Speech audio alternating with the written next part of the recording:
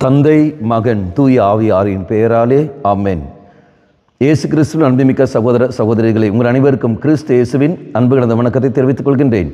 இன்றைய நற்செய்தி பாகமானது லூக்கா நற்செய்தி 9ஆம் அதிகாரம் 1 முதல் 6 வரையுள்ள திருவாக்கியங்கள். குறிப்பாக 1வது வாக்கியம், இயேசு 12 வரையும் ஒன்றாக வரவழைத்து பேய்களை எல்லாம் அடக்கவும் பிணிகளை போக்கவும் வல்லமையும் அதிகாரமும் அவர்களுக்கு கொடுத்தார்.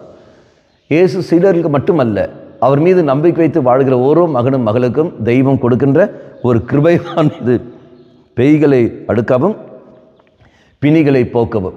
அப்படி என்றால் திருமுழுக்கு பெறுகின்ற ஓரோ மகனும் மகளுக்கும் தெய்வம் இந்த அதிகாரத்தை கொடுக்கின்றார். இந்த அதிகாரத்தை பெற்ற அவர்கள் அதுக்கேற்றபடி வாழ கடமைப்பட்டிருக்கிறார்கள். நண்பர்களே, சீடர்கள் இயேசுவின் அதிகாரத்தை பெறுகிறார்கள். அதிகாரத்தை பெற்றுக்கொண்டு அவர்கள் செயல்படுகிறார்கள். எவ்வாறு? நற்செய்தி அறிவிப்பதன் வழியாகத்தான். அதான் நாம் வாசிக்கின்றோம் 6வது வாக்கியத்தில், ஊரூராக சென்று எங்கும் நற்செய்தியை அறிவித்து நோயாளிகளை குணமாக்கினார்கள்.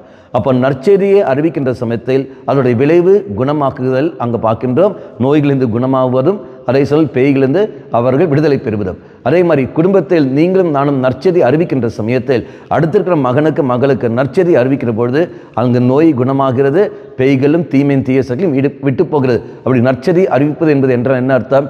இயேசுவை பற்றி எடுத்து சொல்வது, நல்ல காரியங்கள் பேசுவது, நல்ல காரியங்கள் பற்றி சிந்திப்பது, நல்ல காரியங்கள் செய்வது. அப்போ தெய்வத்தை மையப்படுத்தி குடும்ப அங்கத்தினர்கள் வாழ்கிற சமயத்தில் அந்த குடும்ப அங்கத்தினர் அந்த குடும்பத்தில் உள்ள தீமைகள் நீங்கி போகும், பேய்கள் சக்தி நீங்கி போகும். அதே சமயத்தில் நோயாளிகள் அங்கு ஆரோக்கியம் பெறுகிறார்கள். காரணம், நல்ல சிந்தனைகள், நல்ல கருத்துக்கள் இது அவனுக்கு சக்தியை தருகின்றன, அவன் மனதுக்கு வலிமையை தருகின்றன.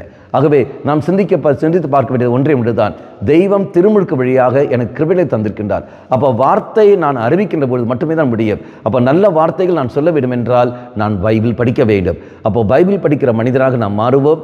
இறை வார்த்தையை படித்து கொண்டு நல்ல விஷயங்களை உள்கொண்டு அந்த வார்த்தையை மற்றவர்கள் நாம் பகிர்ந்து கொடுக்கிற சமயத்தில் அங்கு குடும்பத்தில் நாம் எதிர்பார்க்கிற அமைதியும் சமாதானமும் சந்தோஷமும் அங்கு கிடைக்கும். கண்களை மூடிக்கொள்ளுங்கள். நல்லவனாகிய தெய்வமே, எவ்வாறு சீடர்களுக்கு அந்த கிருபையை நீ கொடுத்தீரோ அதே வல்லமையும் கிருபையும் நீர் எங்களுக்கு தருகின்றீர்.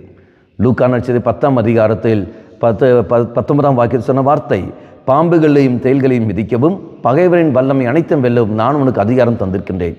ஆமாண்டவரே, நீ தந்த அதிகாரத்தை பயன்படுத்தி கொண்டு அதுக்கேற்றபடி வாழ்க்கை வாழ கிருபை தந்துள்ளோம்.